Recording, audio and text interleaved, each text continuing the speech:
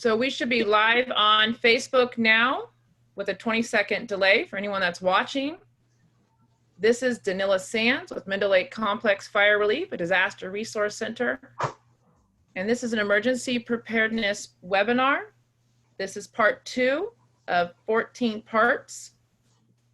And it's 1 o'clock. And today we are speaking with Sheriff Matt Kendall of Mendocino County and Brent Blaser of OES, Mendocino County as well.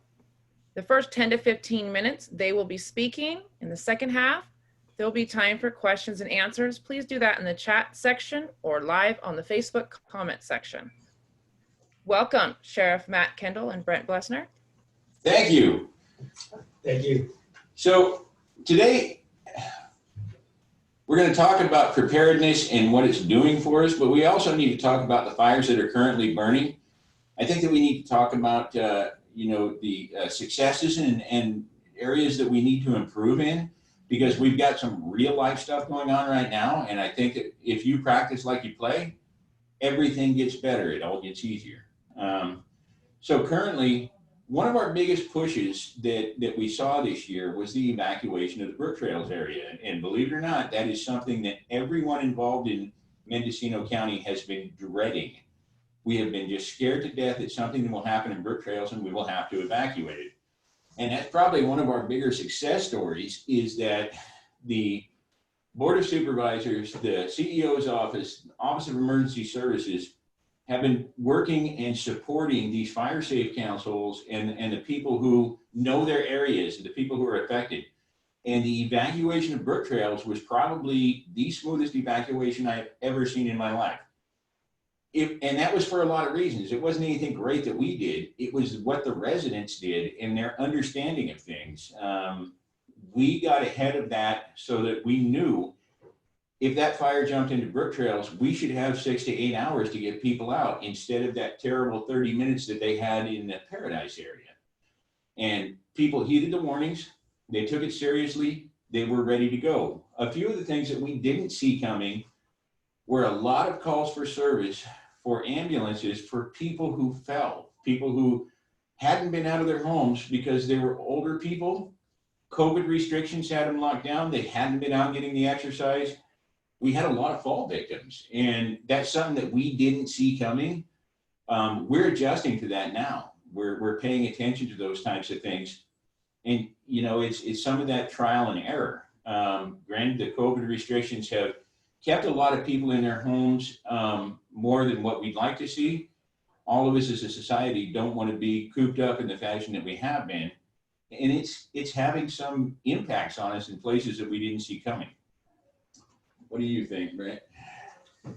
I think Sheriff points out a lot of great points. And I would also say that even with the evacuation aspects, HHS, our Health and Human Services Division, did a fantastic job adjusting shelter operations, coming up with new and unique ways in order to help those that maybe were isolating due to COVID or were on quarantine orders, and finding ways to either get them in hotels, put them in Whitmore Lane, even taking in animals and being able to separate people that maybe are having medical concerns, addressing that, and then getting animals placed into sheltering. So it was really a team effort.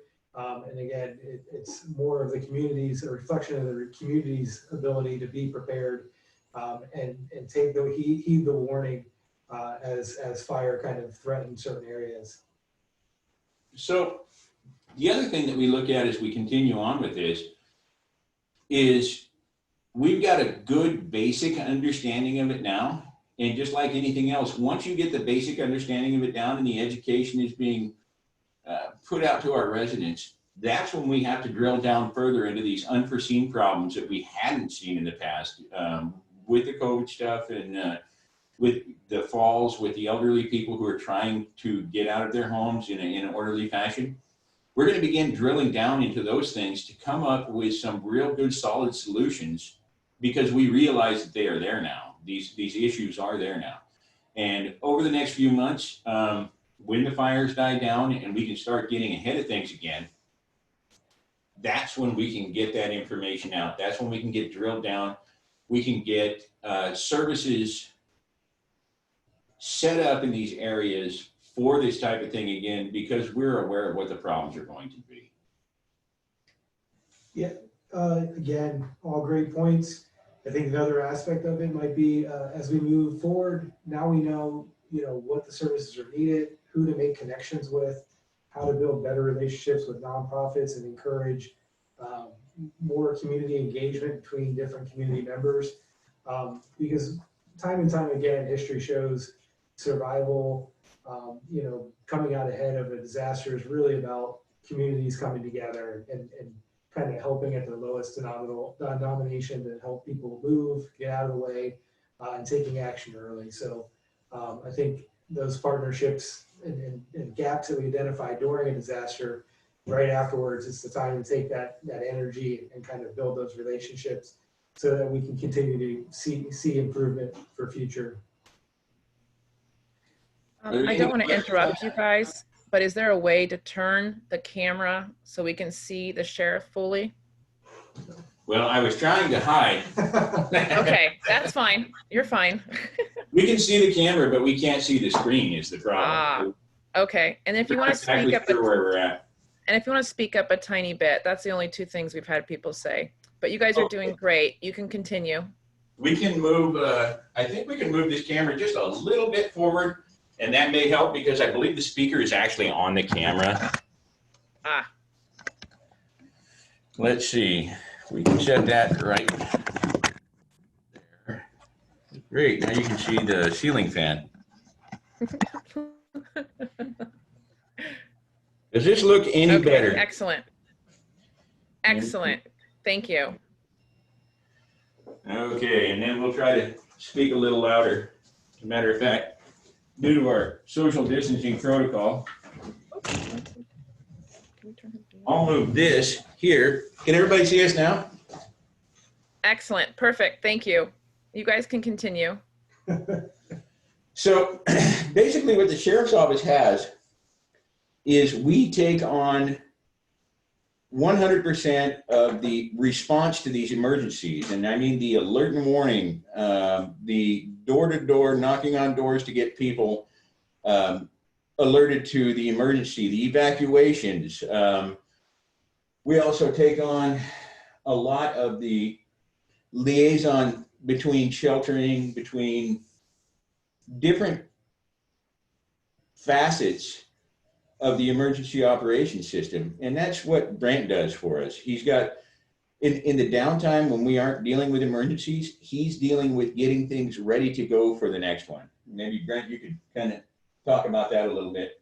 Yeah, you nailed it. It's really a lot of, in the moment, there's the, what do you need to do, a lot of the coordination aspects, whether it's within the county departments or across county agencies and a lot of city partnerships, and, massing resources. So how do we borrow law enforcement officers? That's a big thing that the sheriff's department does when they see a huge need for evacuation. How do they borrow medical for emergency medical, things like that.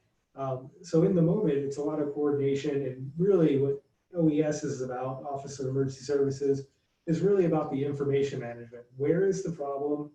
All right, this is what the sheriff's department needs, or different field response, PG&E, whoever, gathering up that information and trying to keep the executive staff and different policymakers informed.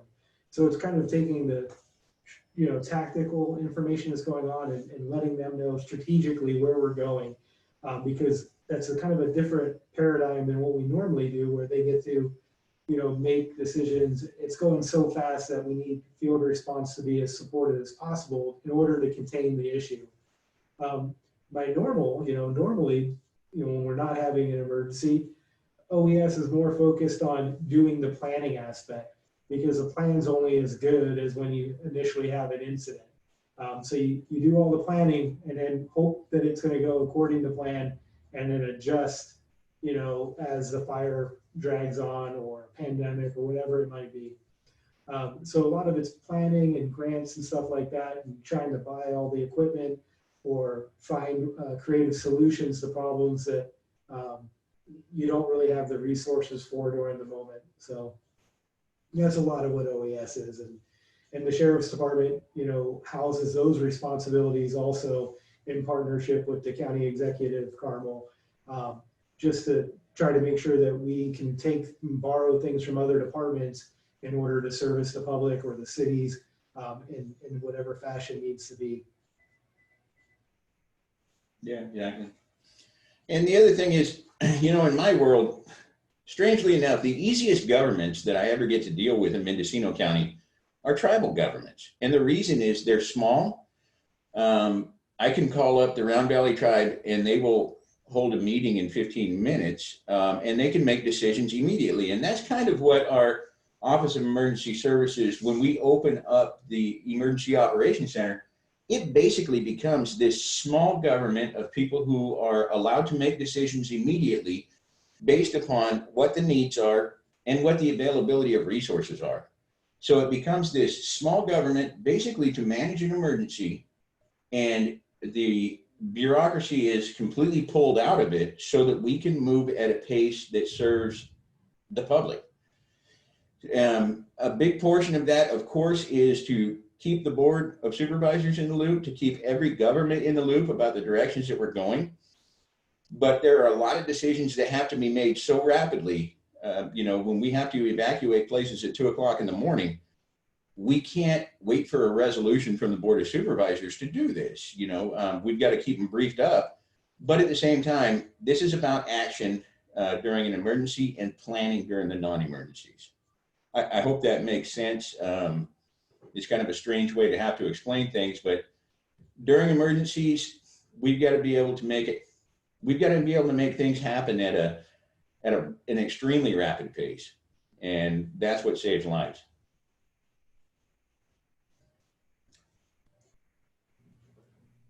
Are you guys ready for some questions and answers? Absolutely. Okay. Thank you for that. I really appreciate that. We can hear you nice and clear, and I can see both of you. So the first question is, can you speak to the situation where the power is turned off at the same time we have an evacuation order? Well, we've actually kind of planned for that. Yeah. When we, if we have a public safety power shutoff, or if we lose power due to a fire, due to an earthquake, due to a flood, one of the reasons why we have so many redundancies built into the alert and warning is because not one of them is super good by itself. And Brent can go into that.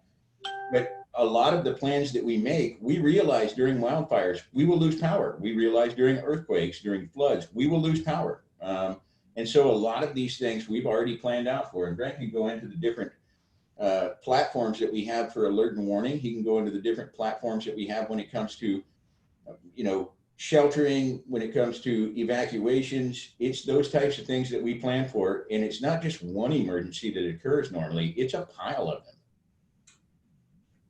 What I would stress is a lot of people get wrapped up into the scenario. And by that, I mean, in their mind, they might say, what if we have, in this case, a power outage, a PSPS event, and an evacuation at the same time? And I would, and when you sit back, it sounds maybe scary, but when you think about it, okay, is the evacuation isn't going to go any differently. Yeah. If a power outage isn't, most vehicles will be fueled, most stations will still be operational, at least for a given amount of time. Infrastructure for communication is still operable. Most cell towers aren't going to be impacted for at least 3 days, if not more. So the world didn't really change. You still have your vehicles and everything to respond. You still do the alert warning. And hopefully, if you're already in a situation where you leave, hopefully residents will maybe make a decision on where to go based on where power is available to them. The other aspect being, we're going to readjust and look at where do we put a shelter, or how do we do sheltering. Even in COVID right now, it's turning into hoteling and all these other things, you know, to create social distancing, or, you know, picking a site that does have power, or if we can't have a site with power, how do we get a generator to that site?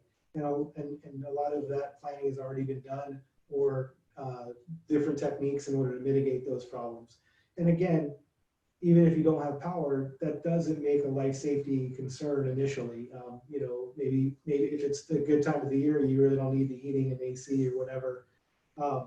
Now, what does make more challenging would be things like maybe those that need medical dependency on electrical devices. And that just means that we have more effort to make in the aspect of transporting those people or finding accommodations for them to the best of our ability. And not all of those cases fall onto the county or onto public safety to manage. A lot of those people, hopefully, like even now, Health and Human Services has done a fantastic job of reaching out to different clients that are dependent on different electrical dependencies of whether it's medical or whatever it might be. So they're already touching base and hopefully encouraging those individuals to find solutions or providing types of support, identifying support that might be there if we have a power outage. So again, that might sound like a scary situation, but the reality is what's the impact and how do we handle it? It may not change things much at all. It may be inconvenience, but it's still, you know, very manageable. Thank you. So our next question is, now I'm going to read their question and then I'm going to elaborate on it. Why is it so smoky at Ridgewood Ranch right now? And I think I would elaborate on that is there's so much smoke and people get concerned when the smoke goes away and then it comes back. But we do know that there are active fires in California bordering Mendocino County and part of Mendocino County. Could you explain a little bit about, you know, why it's smoky when it is and when it isn't? And are there ever concerns? I did hear something this morning about keywords, smoke evacuations. Well, most of that deals directly with the weather. Anytime that we have a fire going anywhere in the state, it can become very smoky in other places. Now, I'm not going to try to pretend that I'm a weatherman, and I did not stay in a Holiday Inn Express last night, so I don't think I'd be very good at it. But the fact of the matter is, we have two different kind of weather patterns. The one that allows the smoke to rise rapidly, and then another one where the inversion layer drops down. And the difference is in the pressure systems. And so a lot of these low pressure systems will cause the smoke to get blown out, and a lot of high pressure systems, they push the inversion layer down and the smoke can't escape up into the upper atmosphere in the fashion that it normally would. A lot of times when we see a lot of smoke down on the ground, like a couple of weeks ago, I was in Willits at 2:30 in the afternoon. All the chickens had gone to bed and the crickets were chirping. You couldn't walk down the street without a flashlight because it looked like it was midnight. Now that was very bad air quality. People shouldn't be out in it, but it was very good for the fire because it made the fire lay down. The smoke actually blocked solar radiation and the temperatures dropped.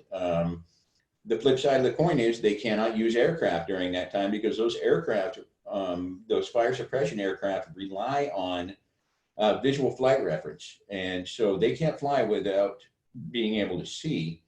And there's pluses and minuses to it. It's good for the fire suppression effort. It's bad for humans.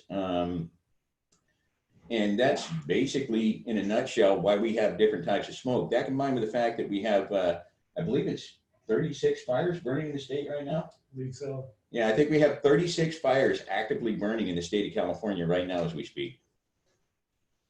Wow. So the closest fires to Mendocino County are? The August Complex, and then the Glass fire. The glass fire in Sonoma County, and Napa. So those are the two that are closest to us right now. But if folks remember when the campfire happened, that smoke blew over the top of Mendocino County and blocked out the sun from Paradise. Okay. Trying to see if this is related or not. Sorry.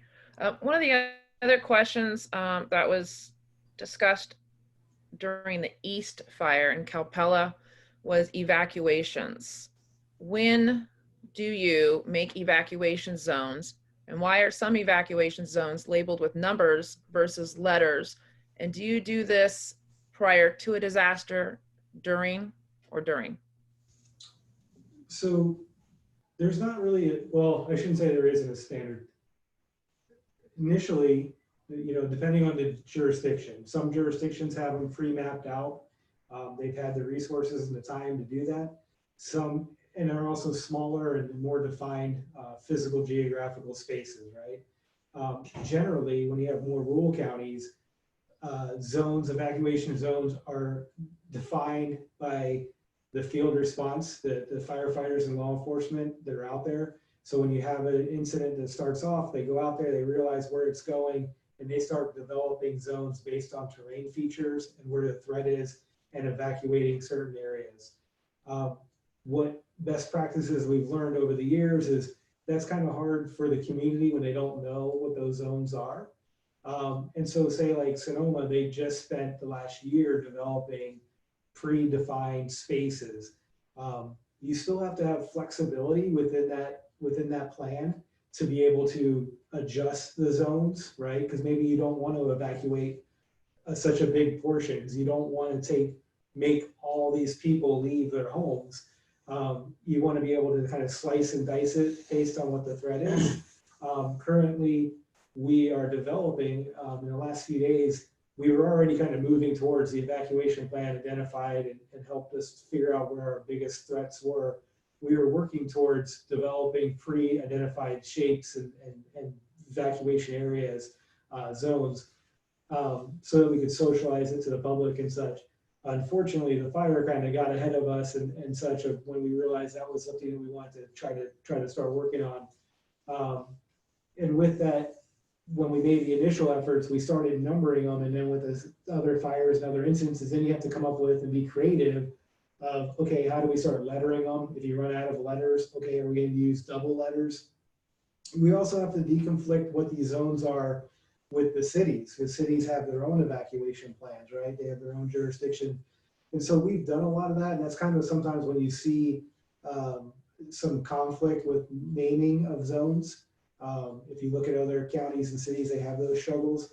And so that's really high on our list right now of like literally last 2 days, we even had a meeting with Willits, kind of looking at how do we redefine these areas, how do we name them so that we can start socializing and getting people to understand what they mean, and whether they're in that certain zone.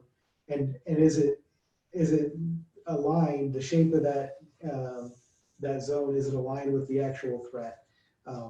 So there's a lot to it. It's definitely something that is quickly escalated and said, okay, we were trying to get this done. Now we're literally working on it every moment of the day, it seems like. And that's because, we have a very large county. So how do we break the county up by terrain features and such? Thank you.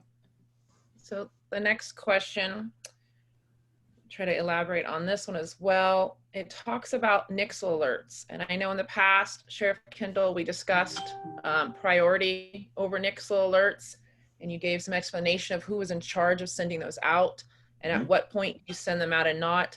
This person specifically is asking about a Nixle Alert for a pop-up COVID testing event. And could you send that out prior to it within 48 hours? So maybe you can discuss, what is actual priority on the Nixle Alerts, what is too many Nixle Alerts, and so on.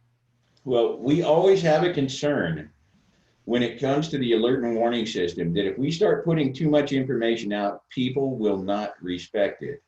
If we begin to push out information, there have been several jurisdictions over the years who decided to use this basically as a media platform for everything from pop-up COVID testing to things going on at the school. And they found that it actually damaged them, because when an alert went out and you've looked at 12 that had nothing to do with an emergency, you miss the one that does. It becomes the boy who cried wolf. And so we're extremely conservative on about when we push out a Nixle alert. And a lot of it has to do with the size of our county. If we push out a Nixle alert and people don't pay attention to it, we have some people that, we could say, it will take us 2 hours to evacuate this area. However, there are terrain features in there that we don't realize there's one road way the heck and gone at the end of it that may take us 3.5 hours to get out to. So when we put those Nixle alerts out, people need to heed them. They need to pay attention to them. We can't push stuff out regarding things that are occurring at the school, things like that. When it shows up on your phone, especially in Mendocino County, we want people to understand that it only goes out when it's an emergency. And I'm sure that Brent can go into that. He's been in OAS and various agencies now, and he's kind of seen, you know, the good, the bad, and the ugly when it comes to these alerts.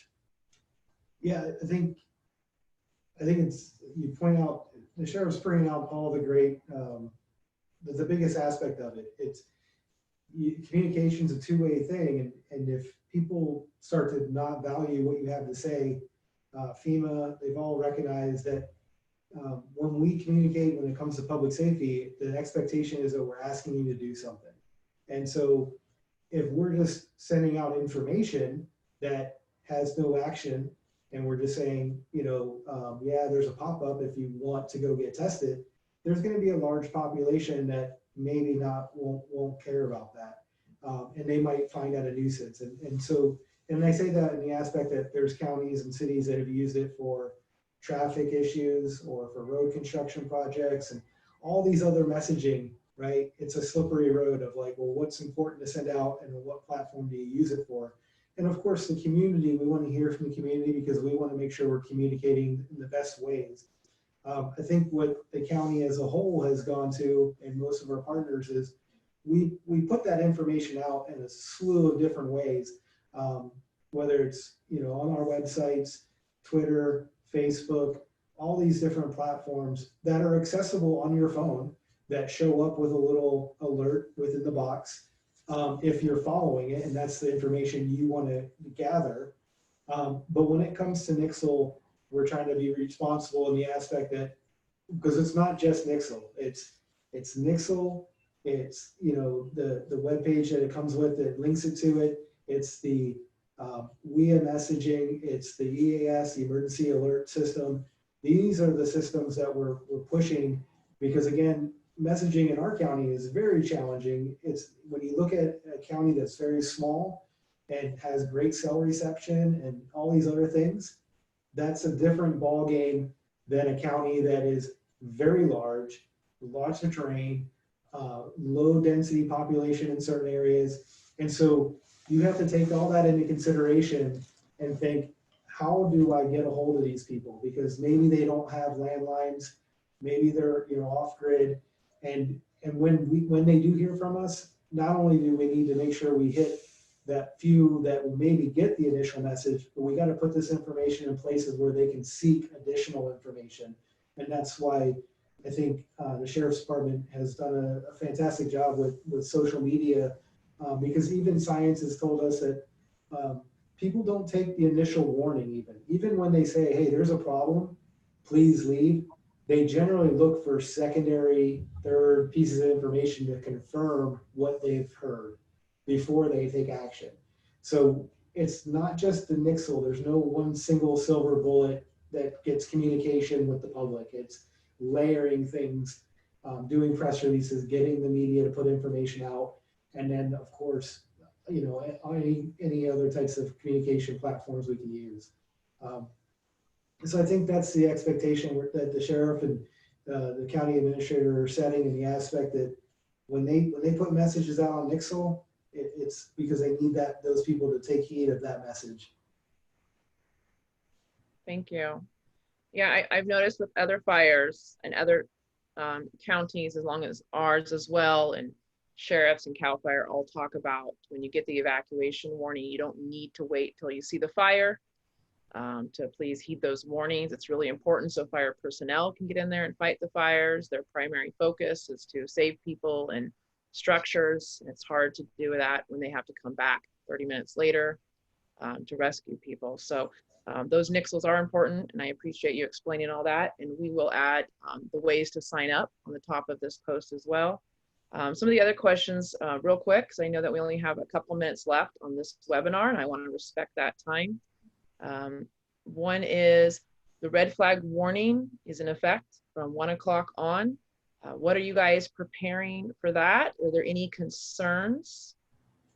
And we have a lot of concerns with this warning. As a matter of fact, a lot of our alert and warning that happened in that northern portion of Mendocino County, up around the Bald Mountain area, Mina Road, Hulse Valley, Buck Mountain, a lot of these things where we were pushing out warnings, we are watching it diligently with CAL FIRE. We're watching it like a hawk because they do have lines in place, but we have seen during these red flag warnings, fire behavior that we have never experienced in Northern California.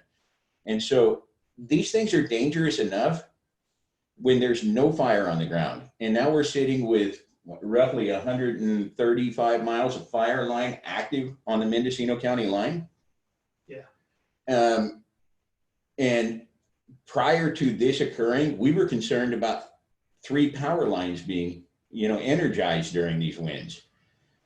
These are the type of winds that my father dealt with when he was a fireman in the 1970s and 80s down in Southern California, the Santa Ana winds. And we've never experienced, to my knowledge, this weather, this type of activity in Northern California, but it's becoming a reality that we're going to have to learn to deal with it because we are seeing some changes across this earth and across the state of California.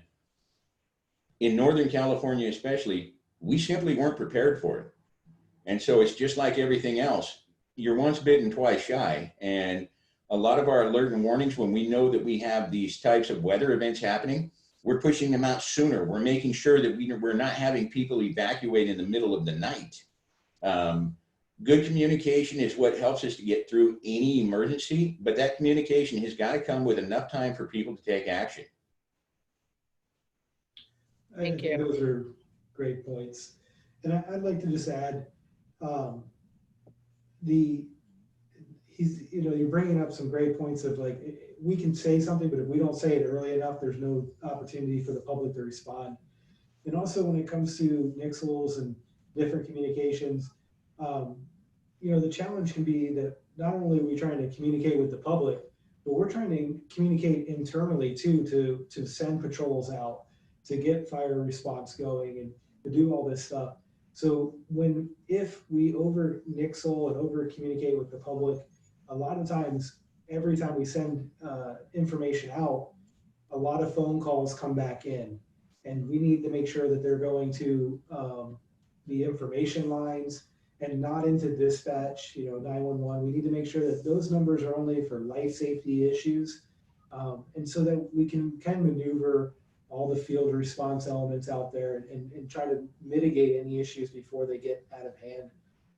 And so that's another reason sometimes Nixle can be difficult in the aspect that, people just kind of call for information instead of taking action or seeking, we need a community that's resilient on its own, as much as possible, is hardened, and then is able to respond. And so that's kind of the stuff that we want to encourage, to be proactive rather than reactive. The proactive response always comes from education of our communities. And, one of the things that we like to do is to make sure that every time we have one of these emergencies, we have people who are local from that community working in the EOC. There are a lot of locations that we can put out on Nixle that we know the community will understand the landmark that we put in if you're from that community. Shannon and I working on a lot of things in the Covelo area, it's very simple for us to explain to someone where, you need to leave if you're near Blue Nose Rock. Everybody knows where that is. But if we had to explain where Blue Nose Rock is without knowing where it is, that's a completely different story. Right. Thank you. Yeah. So our last question. I know that you guys are very busy. You guys are dealing with quite a few emergencies and preparation. So thank you for taking this time out today. There is a question about the effort and work with FEMA. So maybe this is with you, Brent, regarding the assistance for those who lost homes in the Oak Fire. There was a question if county or state would step in to assist. And then the question for the sheriff would be, is there still active patrol on the Oak Fire, or has that been resolved?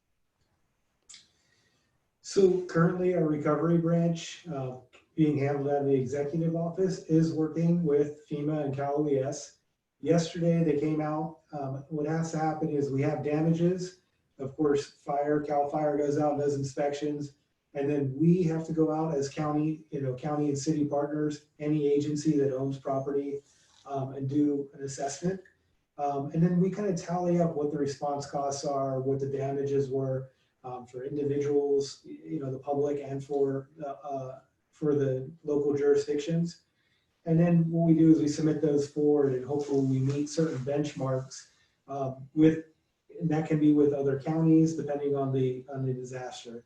In this disaster, the state is kind of telling us that the Oak fire kind of stands on its own, and the August fire is another event of its own. So it's kind of like we have to meet thresholds twice. With that said, they came yesterday, they did the evaluation, FEMA and the state, and kind of confirmed. We sent in our numbers, they're confirming them to say, yeah, that looks, the numbers look right, that, those are relative, rational expenses and such. And so they're going to have to make a determination on whether, is it going to be state funding, federal funding, SBA loans, whatever it might be. Until those determinations are made and those programs open up, then, we don't know what's available to our public. The county administrator, the sheriff, they're making really strong arguments to say, hey, because some of these benchmarks aren't, defined. It's not like, okay, you had 15 homes, you get this. Because 15 homes in another county that has a much bigger operating budget, they can afford that, whereas a smaller county may not be able to. So there's a lot of different metrics that go into this. What we want to say is, hey, we're a rural county. We've had consecutive fires, damage from 17, 18 now. This is outside of our general fund, and we really can't afford to keep eating these losses. Our residents are still below the initial housing stock that we had even before 2017. They're still reeling from those damages. We have agricultural impacts that we've never seen before with just the sheer size of the August fire. So what programs can the state and federal bring to bear to help us economically, especially when you compound this with COVID? Our staff, I think everybody's staff is working around the clock. And so how do we adjust those tax revenues and things like that? Because a lot of times with federal, you can then get supplemental tax revenue for X amount of years to make up for the loss. There's all these different things that are out there, but right now we're at that initial stage of meeting with the state and federal and letting them evaluate. And what they do is they kind of roll some of these fires together to figure out how do we meet thresholds collectively, because a fire doesn't respect jurisdictional lines. It'll quickly go through it one town into the next. So that's kind of where we are with the disaster programs. And then as far as patrols in the Oak Fire area, of course, we still have patrols, and they're, the standard patrols that we would normally have. We've had to peel a lot of resources from all different areas in the county to be in the hot spots, in those areas of Minor Road, to be, the moment that we ask people to leave their homes, then we become responsible to make sure that those homes are safe and secure. And what would normally take, one deputy per, I think we've got roughly one deputy per 600 square miles in Mendocino County. Now, with nobody home, we've got to have more deputies there because we have concerns with looting. We have concerns with, things happening. A lot of bad things happen when people aren't home. I've seen numerous homes over the years that just begin to fall in on themselves because somebody didn't spot a water leak or something like that. And it's a big tax on resources when we don't have a lot to begin with. That's one of the reasons why every single day during this fire complex, we're having repopulation meetings. And as soon as we can safely get people back into their homes, that's what we want to do. It's better for them. It's better for us. It's better for the entire community. We just can't do it when it's not safe. Thank you. Well, thank you guys both for your time. And for everyone that's watching, this will be aired on Facebook and you can view it at a later time. I really appreciate you guys taking the time out. Sheriff Matt Kendall and Brent BLASNER of OES. I know that you guys are busy, so thank you very much. And I All think right, well, that thank you for putting us on here. And it was actually a much needed break for both of us. We actually got to sit down for a few minutes and discuss what's going on. There you go. I'll enjoy a little second there. Well, thank you guys.